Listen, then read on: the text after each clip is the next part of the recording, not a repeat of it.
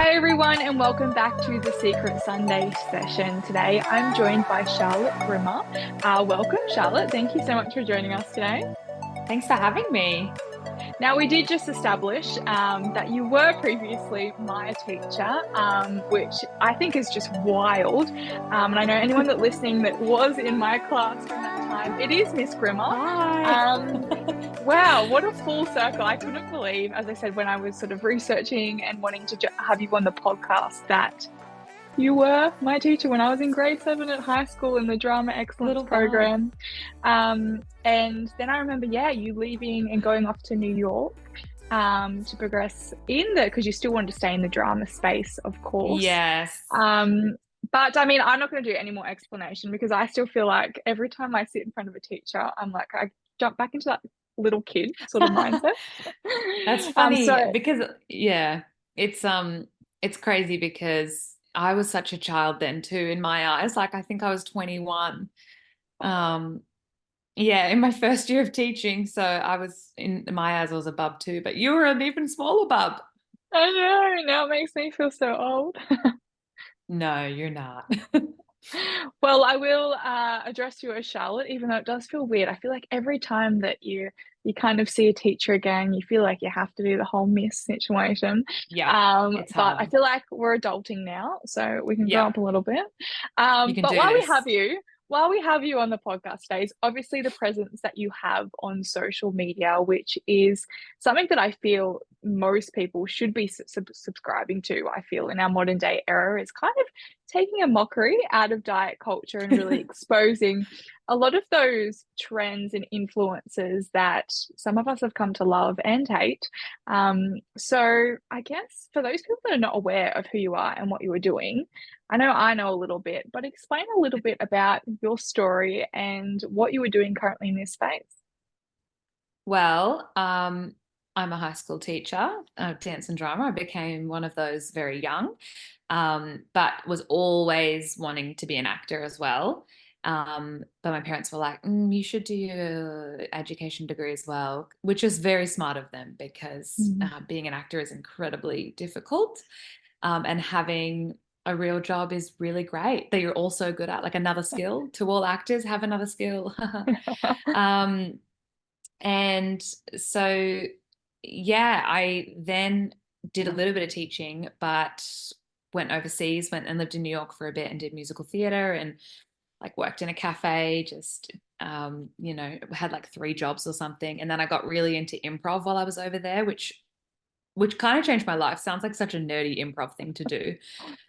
But it did. I became obsessed with it and was like working at the People's Improv Theater there, and that kind of got me even really fascinated with comedy, and I started to kind of hone my comedy skills there, as well as acting and dancing and singing. But I was really like, okay, comedy I really love, and writing and um, making people laugh is something I really really enjoy. And so I became obsessed with it there, and then got back to Brisbane, went back to teaching for a little bit, and then was like, no, can't do it. I need to do a little bit more performing. So I auditioned for NIDA and got in, and went to, which is the acting school, one of the big ones here, and went to that for 3 years full time, which brought me to Sydney. And then as soon as I finished that degree, I went back to teaching.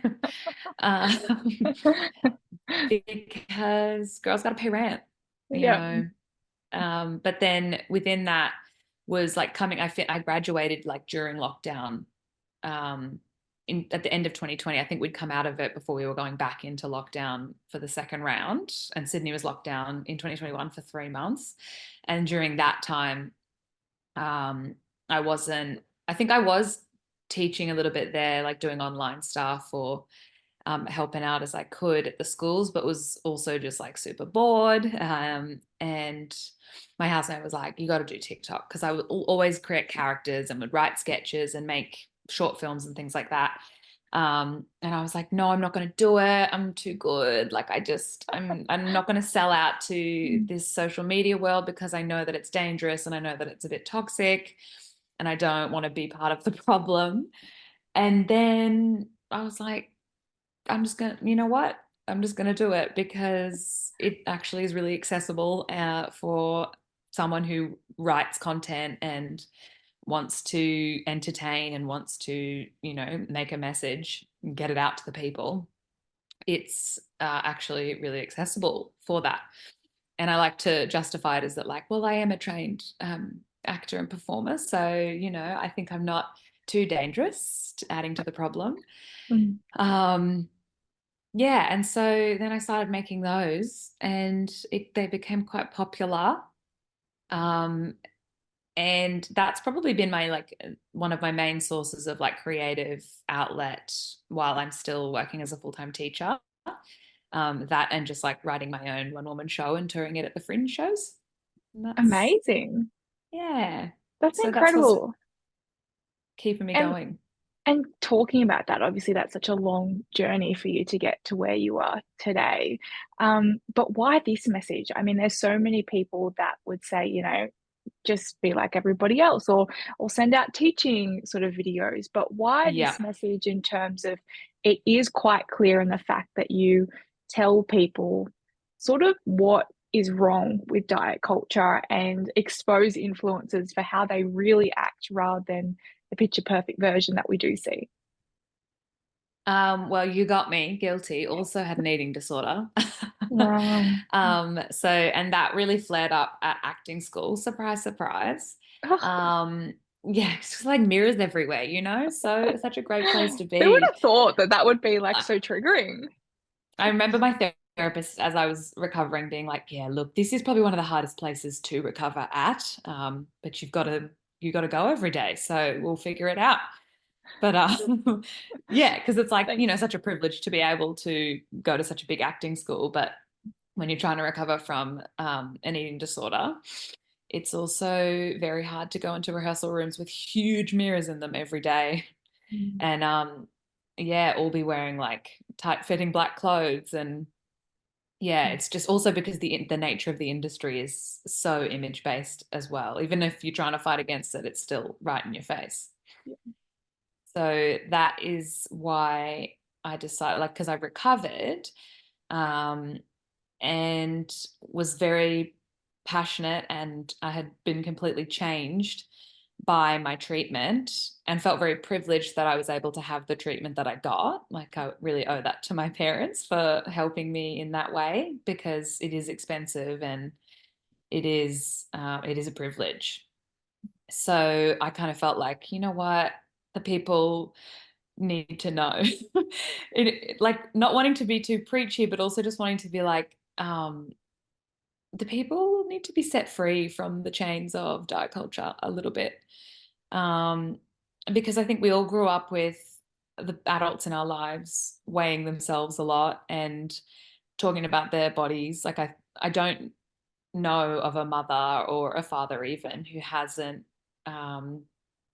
probably like upon reflecting with my friends, I don't know if anyone from that generation would be as body positive as we're trying to be now. Um, but I think lots is changing at the moment, and I think it's getting there. But a lot of us grew up um, hearing negative dialogue towards bodies and controlling and restrictive dialogue around food and eating. Um, and I was like, oh, it doesn't have to be like this. And that's what my recovery helped me figure out. It was like, there is another world. And I started to look back on all of the things that I had been doing and thinking and saying. And I was like, it's actually so problematic. I think that's where my initial hashtag of casual disordered eating came from, because I was talking about it with my sister, who's now becoming a therapist, and was trying to unpack what it is about the comments you hear in the workplace and even the things that your friends say or your parents say, those tiny things that contribute, they don't necessarily cause, but they contribute to eating disorders, and how they're also casually just like disordered and problematic, and everyone just acts as if it's Accepted. fine. And I Mm. kind of wanted to call that out and use my like writing and comedy and acting ability to do that. That's incredible. And it's, as I said, it's so needed in this space. Do you mind talking a little bit about your experience with your eating disorder and what led to that? Do you? I do truly believe you either have the gene or you don't. Um, that's from my personal experience, just because like other friends who I've talked to who I feel like had a lot worse conditions, full-time dance teachers in their ear all the time who didn't get an eating disorder. And that really questions, I'm like, what is the nature versus nurture thing?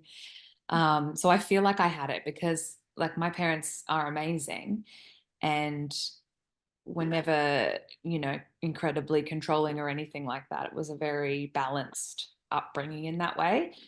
But I swear it's just in the DNA, and that like I really think my grandma has an eating disorder too, but it's just like considered normal because she grew up in the wartime. Mm, Um, and yes, but I think it also stemmed from like struggles with anxiety and depression. And then um, probably it started out when I was living alone in New York, probably. So it kind of came up from loneliness as well, because I think it thrives on that and you feeling out of control of a situation. And so I just became bulimic and it snuck up on me and was like, oh, it's all good, it's all good, it's normal. Because people would kind of say similar things and be like, oh, yeah, we all do that. And upon reflection, I'm like, no, no, we don't. no. Mm-mm. And unfortunately, we even see it in movies. Like the amount of times I've watched movies and it's, one girl's holding another girl's hand back while she's telling her to stick her fingers How down her to. throat. How? And everyone's just like, oh well, turn it off. Yeah. Yeah. Don't think about it. Yeah. But I think it took for me, like I was really lucky in that I didn't struggle with it all through school or anything. I think I developed it more when I was like 23 and struggled with it till about 26, 27. Um, and and I think I owe it to like my parents for already having me very aware of my own mental health and how to deal with it. So I was very much able to finally ask for help and be like, this isn't normal. I don't think I'm doing the right thing by myself. But I don't know how to stop. And so that's when they were like, right, we know how to help. And then you have to do the work and it sucks. Oh, yeah. It's so It really hard. does. It's so hard. And when you meet someone else who's done the work, you're like, You don't have to say mm-hmm. anything. You just know. You just know you've been pushed. Yeah. And yeah, and I think you just feel very resilient after that. Mm. And you feel like you can do things like take on social media and diet culture, all of a sudden you're like, come at me. Yeah. Because you're also like, I've got nothing else to lose. I feel like I've put everything on the line. I've literally Yeah. fought for my life because I think that's the thing that some people don't understand with eating disorder recovery is that it's all up to you. There's no pill, there's no quick fix. It's not go send someone for a weekend retreat and you're over it. Mm-mm. It's an extensive journey that you have to do every single day, and every single day you have to turn up. You can't have a leave pass, you can't tap out, you can't have someone else take over. It's all on you, and you're the only one that can keep yourself accountable as well. And that is hard. So hard. You have to drag yourself kicking and screaming. And I remember one of the things that really helped me kick it was like this mentality that I had agreed with my therapist and my best friend who I was living with at the time, who's now doing her PhD in dietetics and like eating disorders, Oh, the amazing. ultimate bestie. Yeah. And it was like every time I even thought about the behaviors or like indulged in them or did something like that, I'd have to force myself to tell her, even though that was so shameful to me and it felt so embarrassing. And then I'd have to force myself to go through that embarrassment. And then we both have to sleep with our doors open. And it was just like a system that I worked out, which she didn't have to do that at all. And I don't, condone people to be like, you must make your best friends help you. But I do feel so grateful to her for being like, able to do that. But I think forcing yourself to be uncomfortable and to sit in how uncomfortable it feels is one of the only ways that's going to get you out to the other side. Mm. And even, talking a lot about that support, a lot of, in the work that we do is that once you reach over 18, it is all up to you. And that's a struggle for a lot of people because it's that fine line between I've got to ask for help, but then do I actually want to get better and I don't want to burden other people? How Mm. important do you think it is to have almost an accountability buddy? I think very important because the brain by itself is very cheeky, and an eating disorder is already an incredibly slippery slope. So like a side note in that, so the show that I wrote and toured around the fringes is essentially me playing my own eating disorder voice. Like she's this manic woman who is, she's not okay. And she is kind of stemmed from like satirizing influences or people who with the like sugar freeness and the perfect lady, and she has very problematic views and she says some really terrible things, and that is essentially me performing what I call my eating disorder voice, Yeah. the one who is like in your ear, and it really feels like there is Mm. some lady there. And yeah, I think because of that voice and because it's often so strong, even when you're recovered, you can still hear it and you're like, go away. You're not nice. Um, yeah, so I think it is really important to have someone who can be like, hey, are you what are you not lying to yourself? Because it thrives on that too of and cognitive dissonance is a very strong thing. So, Mm. often if we don't have someone there to help us stay in check, I mean, I don't know. I don't think I'm qualified to say any of this. I mean, it's just really a speculation, but I think it definitely makes it easier to have that Mm. person. How did you have that Um, conversation with your friend? Because that's another barrier as well for people of how do I ask that person, or how do I even push myself to the point that every time I know I've done something, how do I then tell them? Because as you said, that shame and that guilt and embarrassment can take over. Absolutely. I think it helps that she is like a sister and we were living Mm. together, and then Mm. our bedrooms were across the hall from each other. So Mm. we shared a bathroom as well, if you know what I mean. So, Yeah. um, and I forced myself to tell people as soon as I was like, I think I have bulimia. Like, I think that's what this is. Because my mum had always trained me to be like, if you need help, you ask for it, and really drilled that into me. Mm. And I'd already like done stints with psychologists and was already medicated for anxiety and depression. So I think that also helped me be like, okay, we're going to nip this in the butt. We're going to beat it. Um, and so I told myself early on that I wanted to tell people if they were willing to, if they wanted to hear it. Mm. Like I didn't want to shout it out to the world and kind of trauma dump, but the people who are really close to me, um, I would tell because that to me felt like an FU to the eating disorder voice Mm. because it thrives on secrecy and Mm. it thrives on loneliness. So by the more people that know, the more people that do look sideways at you, if Mm. you're acting suspicious, and then you're kind of like, they're onto me. And then but the pair of you then have to parent this cheeky voice that is telling you to do these harmful things. Mm. Did you ever feel lost between what was actually your voice and what was the ED's? Yeah, early on for sure. I think it's Mm. hard for me to even say that, but I always say like there's a fine line between exercising because you hate yourself and exercising because you love yourself. And I think for me, it was always the latter, the former. It was Mm. always because it wasn't good enough, and the self talk would never be a nice self talk. It was never Mm. Mm. a friendly voice in my head, and I would just swim obsessively, and it would be Mm. like, and this is why swimming. Mm. And now it's like Honestly, get in the pool, do a lap, and you killing it. Like if that's Yeah. all you do, you're killing it. And I think it's hard to look back on the fact that it definitely did not used to be like that Mm. in my How do you, brain.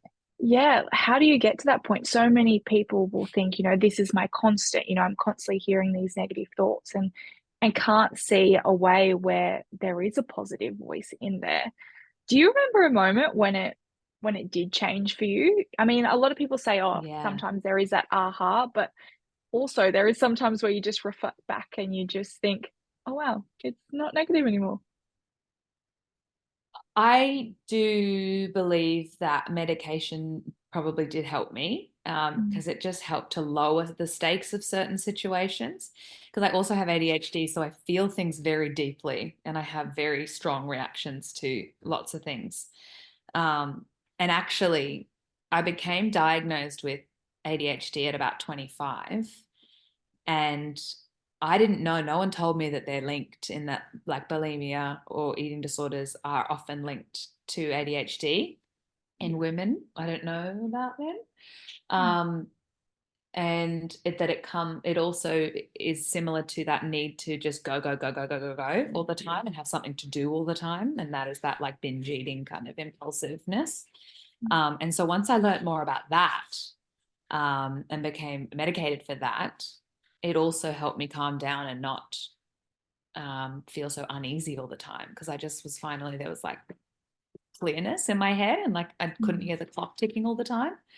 mm, And it was just all of a sudden, I was like, oh, I can feel calm in this moment. I can go slow. Because for me, it was often like, oh, then I'll just do this and then I'll do that and then I'll do this and that and this and that and then it'll be done and then I'll be in a heap.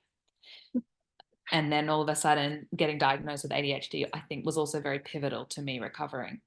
mm, But I think in terms of that voice, when my therapist used to say, like, you really do have to parent yourself and you have to drag yourself kicking and screaming mentally and be like, we are doing this regardless of what you think or say or do. And like, get yourself up and get out. And even if you can't do it one day, you try again the next day and you try again the next day. mm, And then when I was feeling good, I would also change behaviors. So if I was like, okay, I'm doing well, but I'd be in the pool and I'd be like, oh, yeah, you got to swim your 2K though, of course.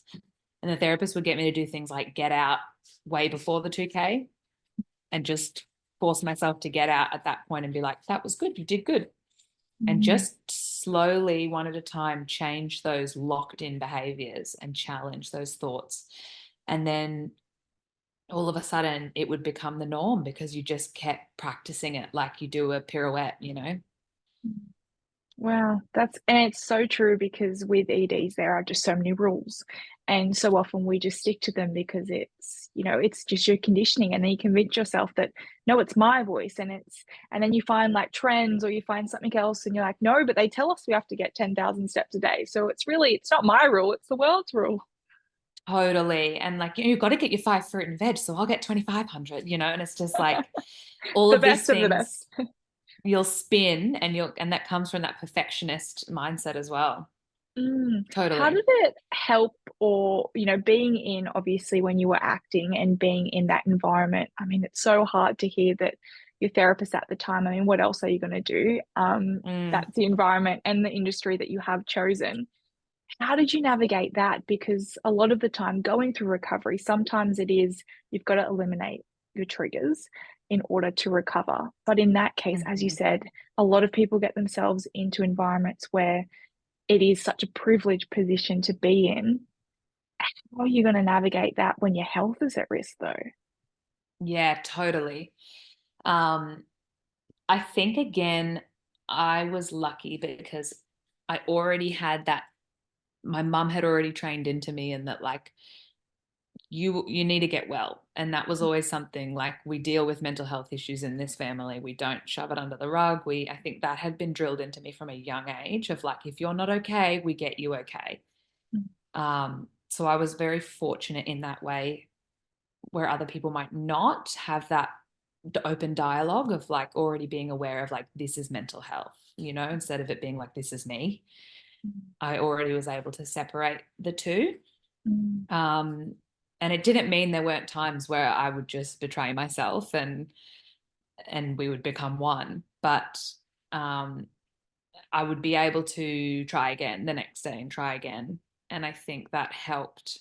There were also moments where like it got really bad in my first year and I had to go home. And because my mum was just like, I remember calling her sobbing and being like, I'm not good. And she just booked me a flight and was like, you're coming home because we will not.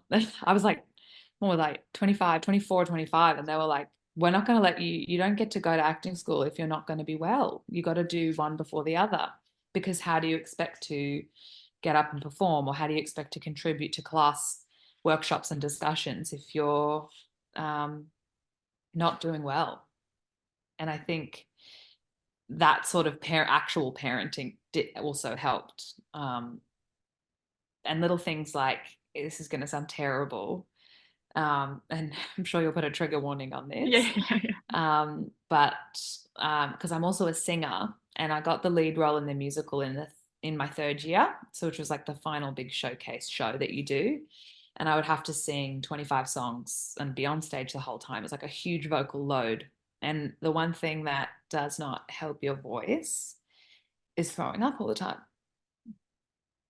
And so as dark as it sounds, there were moments like, I think part of also like really kicking it in the butt and never doing it again was in that moment where I was like, I pick my voice, I pick singing, I pick performing. Wow. Yeah. Wow. It's kind of cool to hear that, but also, coming from a sad and dark place, but that like your passion and you choosing you, and even that moment when you said like you choosing your voice, like that is so powerful. Yeah. Because anatomically, you are ruining it, and it's not going to sound good. And it's like those simple physiological reactions to it that you are like, oh, or you're going to get reflux. You're not going to be able to have the best like breath control, and all of these things that you're harming yourself doing. And all like when you can kind of look at them, turn around and look at them like that and be like, you need to choose. Um, that really helped. Mm. Yeah, you often get to a point, a lot of people that are going through eating disorders, of that crossroads of what are you going to choose? And it's amazing that you did find that in your journey, and leading you back to Australia, where I know you said you loved being in New York, but maybe eventually one day you'll venture back there once you get as you said, girls got to make money. It's a tough industry. Yeah, I don't know so much. I mean, I had a great time there. Like, it was still Obama at the time, and when I was living there. So I don't know if I would go back to the States anytime soon in its current Mm. energy. Mm. Yeah, not if you watch the news. The way it's portrayed on the news is not a great environment to be in. So true, so true. But I have friends who still live there and adore it. I really Yeah. want to go back and visit them, but yeah. So then stepping into obviously the space that you are now, and exposing a lot of the things that probably did contribute to your eating disorder back then. Um, I love it. I love the work. It's incredible in this space and hilarious as well. Why, I know we mentioned obviously it was motivated by your own sort of influence from your eating disorder, but why the particular messages? Like there's some that I scroll through and I see, and it's, someone making a plate, or a plate of food of something, and then really going extra on how someone would make that, making it sort of seem like how it should be. I Mm. love it. But why this messaging? Why exposing influences? So I always strongly believe that you should check yourself before you do comedy, and have a look at the who you're or parody really and satire. Have a look at who you're sending up, and ask yourself the question: are you punching up or punching down? And with influencers, it just feels like the answer is always that you're punching up, because they're getting sponsored to do many things that they don't think twice about. Um, and they have no idea how harmful a lot of it can be. And it's not just I mean, no, they're still influencers, aren't they? But like the coaches, the gurus, the people who write the books, the cookbooks, um, like I've been coming for them for a long time because the restrictiveness of it all, it just, and then preaching something that has not necessarily been researched, or we don't necessarily have the qualifications to do it. Um, it's kind of like I was reading Josh Walrich's book, who is a doctor who wrote Food Isn't Medicine. And he says in the book, it's like if, because GPs are responsible too. I think a lot of the time they say things that are harmful. And I think it's just like people not staying in their lane. Um, and he was like, it's kind of like if a GP said, anyway, and now I'm going to give you physio advice, even though they're not a physio, but they do it with dietetics all the time and nutrition all the time. They give free dietetic nutrition advice, but they're not working in allied health as a dietitian. So why would you not just stay in your lane? Because you're not giving me exercises when I break my ankle. So don't give me food advice. Like, it's unless you know how to safely do so, which is what my bestie is researching. And yeah, I think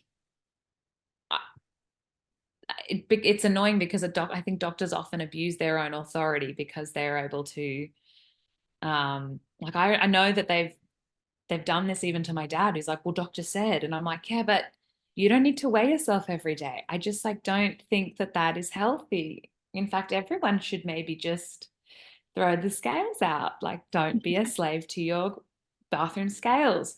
Little things like this that I think are quite old school and, have been proven to not really help, fluctuating up and down weight, or, monitoring it in such a careful way.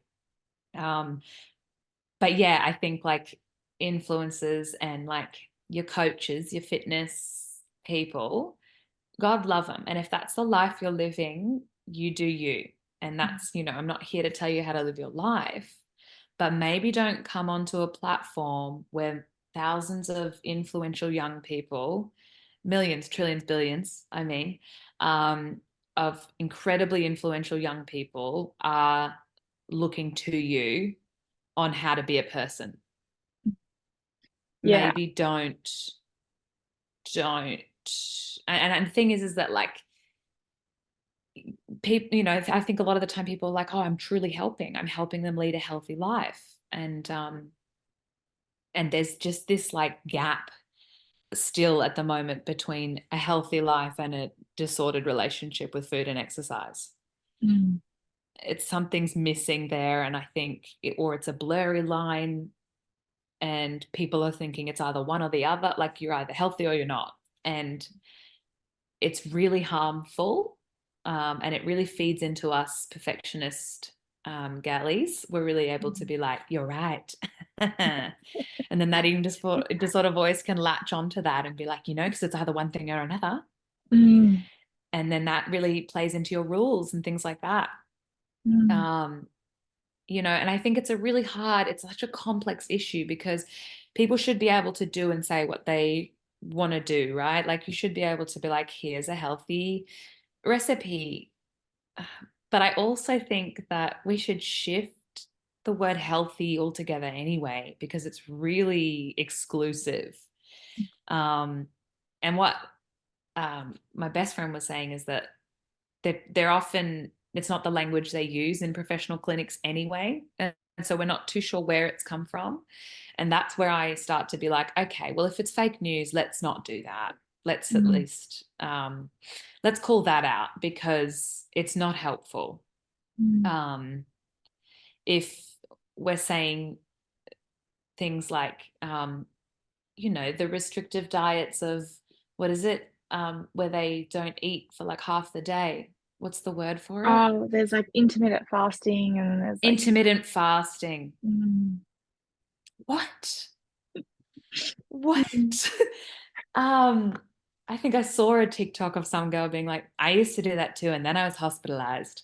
Like, this is where the whole like casual disordered eating thing comes into play, right? Because someone just casually walks into the office and goes, I'm doing my intermittent fasting diet. And we're all supposed to be like, cool, man.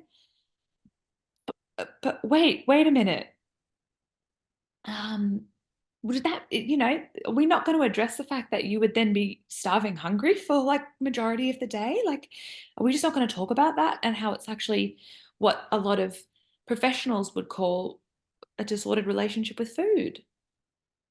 Like, how are we not, And I think Yeah. that gets very confusing. Mm. Oh, it frustrates the hell out of me because, and you even look at that research and even like the keto diet is a perfect example. I mean, it was meant for people with epilepsy. And yet for some reason, we are sharing that message to everyone because everybody should have that. And that makes Yeah. so much sense. And then as you said, oh, you started me now. You said it's like all of a sudden it's a trend to be making recipes, to be posting them, to sharing what you eat in a day.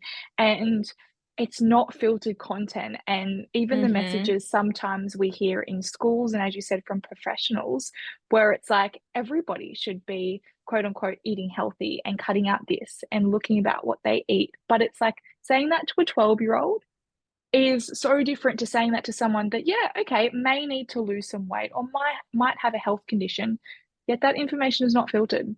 Everybody is Mm-mm. hearing that messaging. And it's like, for some reason, if you are not thinking about or planning of losing weight, you're not healthy.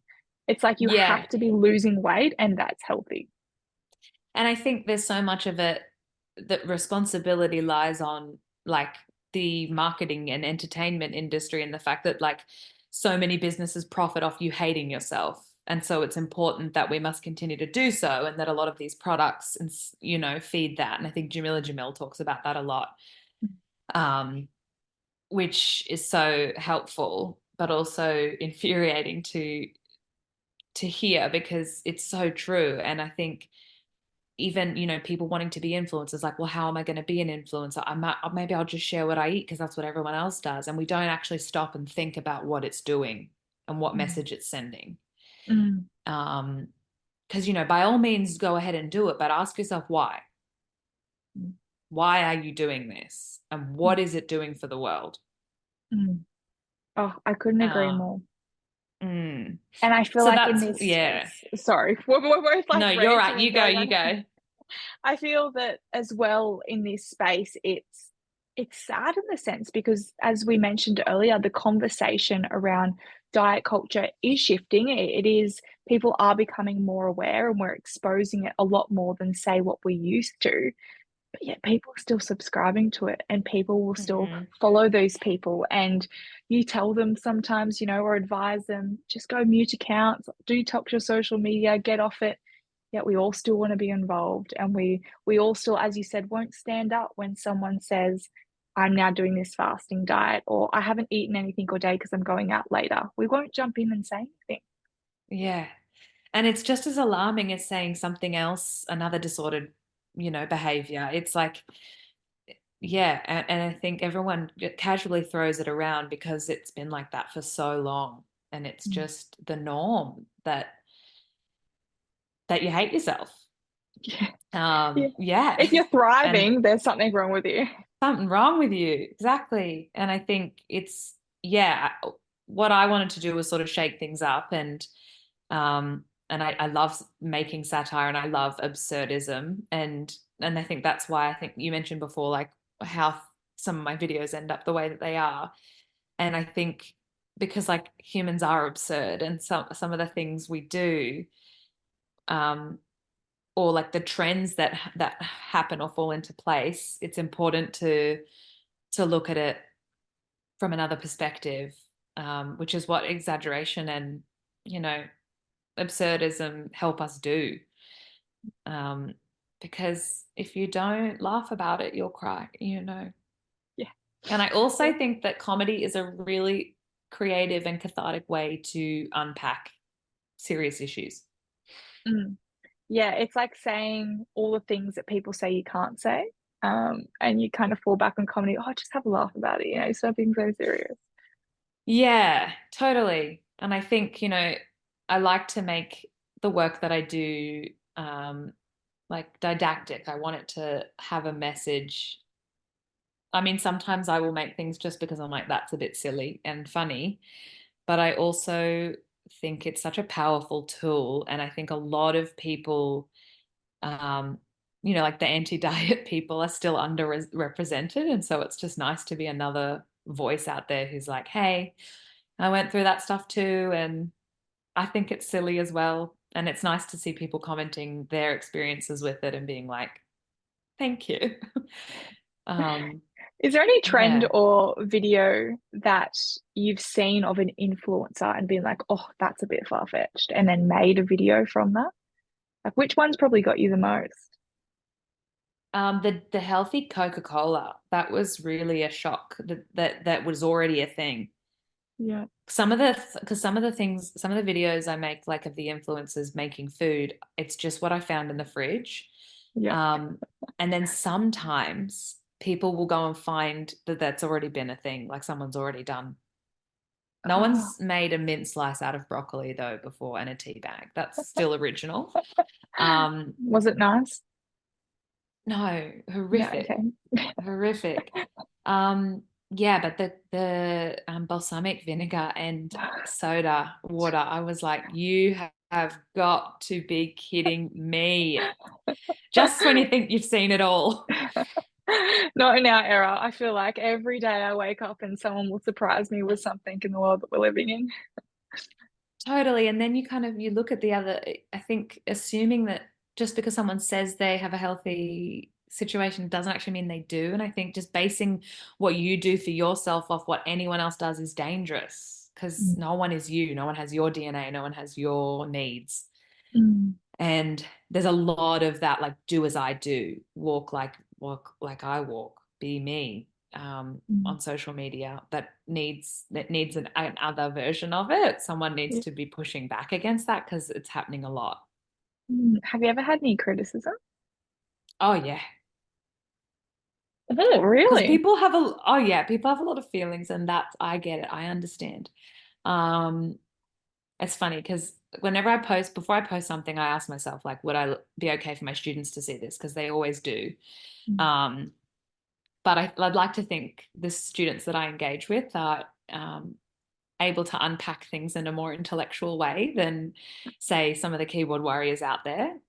Um, but some people, I think, it's funny, it never seems to be someone who's actually experienced an eating disorder. But Mm. the people who are like, wow, so you're paying out on people with eating disorders. And it's like,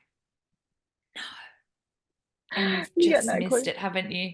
Mm. And then someone, because I never engage in it, but someone will often comment, no, I have one and this is very funny. Um, because, you know, it's, you have to be able to, yeah, I mean, I wish you could report people for just being a bit dumb because Yeah. you need to be able to unpack what's going on. And when you do that, when you unravel what's going on, you realize that that's simply not the case. Mm. But I Has think a it lot of been, people like to jump to conclusions. oh, yeah, especially as I said, behind a screen, everybody thinks that they're, Yeah. king. Has it been healing for you? Um, yeah, definitely. I think there are moments where like sometimes the characters that I create are the reason that I remind myself why I don't go backwards because like the character I play in the one my one woman show, I'm like, she's not okay. And we all can see that. And there's a 50-minute show that I made where she dances and sings in a therapy session. Um, and she's not doing well. And she has the same thoughts as what I used to have. And so we're not her and we're not going to do that and go there. And she's a constant reminder of that. Wow, that's incredible. I love it. Where can people see this show? Is it obviously during Sydney or? Well, I am looking at doing it again. I mean, it's constantly, I've also written a musical that I'm looking at producing because, why not? If you're bored, you may as well. Yeah, That's me, don't worry. I'm creating so many different things all the time. I'm like, oh, just do this and this and this, yeah, that yeah. Gene, as we said. That gene, a little bit of ADHD, a little bit of perfectionism, anxiety, just sprinkle it all Makes in, a mix it perfect up. meal. Yeah. Yeah, yeah. Um, but yeah, I am looking at recording some of the songs from it and putting them out there into the world. But because I start one project and then I don't finish another, and then so I've Mm. I've really got to follow that through. I don't know. It has been filmed. Maybe one day I'll put it on something like Vimeo or something. I don't know what the youths do. Um, yeah, other than that, I might tour it again. I don't know. It's kind of on the back burner for a bit. Mm. That's I was incredible. And talking, actually, a teacher from PBC, because the teachers from PBC came and saw it when I did it in Brisbane at the beginning of the year. And we were talking about the option of it being a school show and then creating dialogue around eating disorders and stuff like that, like having a workbook run like that has been created by teachers and professionals to go with it, to sort it'd of be create that phenomenal. dialogue at schools. Yeah, maybe we'll collaborate on it. Yeah, catch up afterwards. So fun. Yeah, let's go talk Yeah. about that. See What us. a yeah, what a great full circle. And even, hearing your story, I was sort of trying to piece together as well, when you said you established your eating disorder. And honestly, I was in grade 7 at the time, and then I left in year 10 because obviously I then went through my own eating disorder. We would have probably been going through it at the same time. And Same to think time. that, you were my teacher, which I still can't get over. Um, but it's just It just goes to amazing, show, isn't it? and no one's safe from it as well, which is why the other thing is that like we really do need to take it seriously, which again is like when people say, "Oh, can I say this?" or "Can't I share what I eat in the day?" And it's like, well, yeah, but eating disorders are raging, they're really raging. So if we can do what we can do to help them not rage, wouldn't we do it?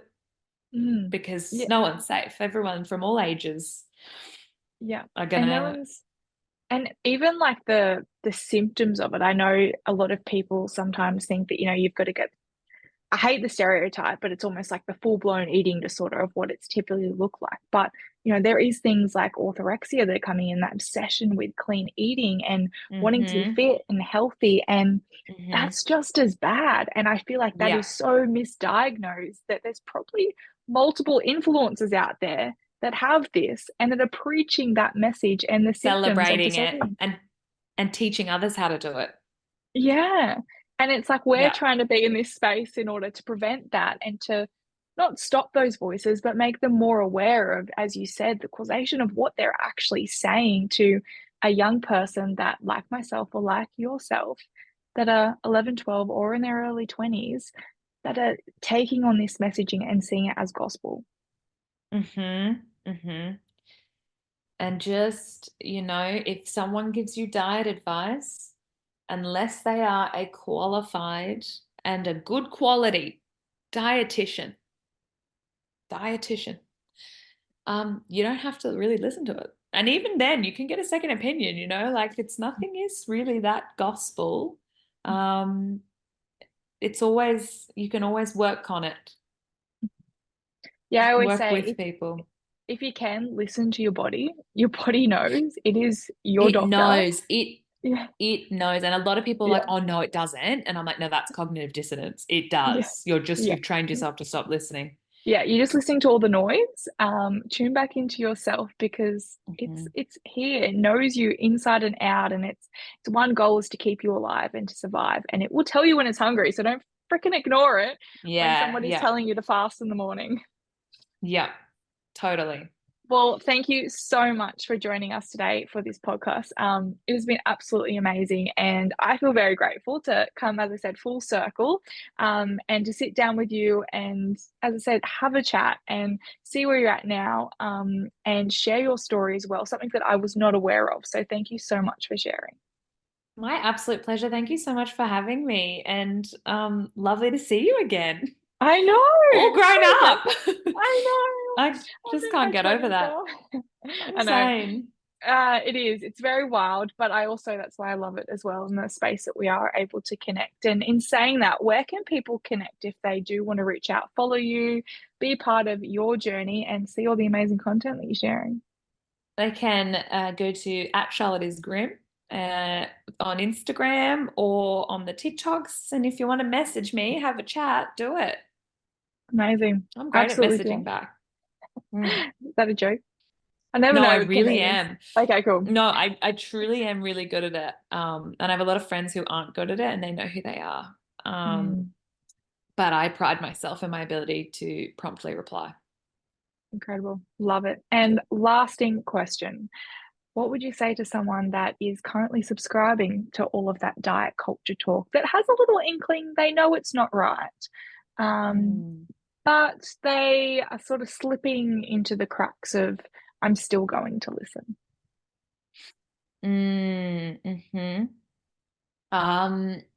I would say, hey, baby, hey, you're doing great, but also a lot of the voices aren't your friend and they don't necessarily want what's best for you.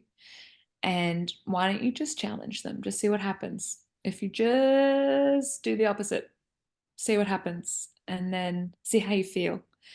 And tell yourself that you're doing great more often, because you are. Every little tiny step, every little tiny thing you do to challenge any thought really is progress. Amazing. Oh, I feel like you're talking to me. Yeah, you got this. Yeah, incredible. Thank you so much again, Charlotte, for joining us today. And thank you as well to everyone else out there for joining us for another Secret Sunday session. We'll catch you guys all very soon.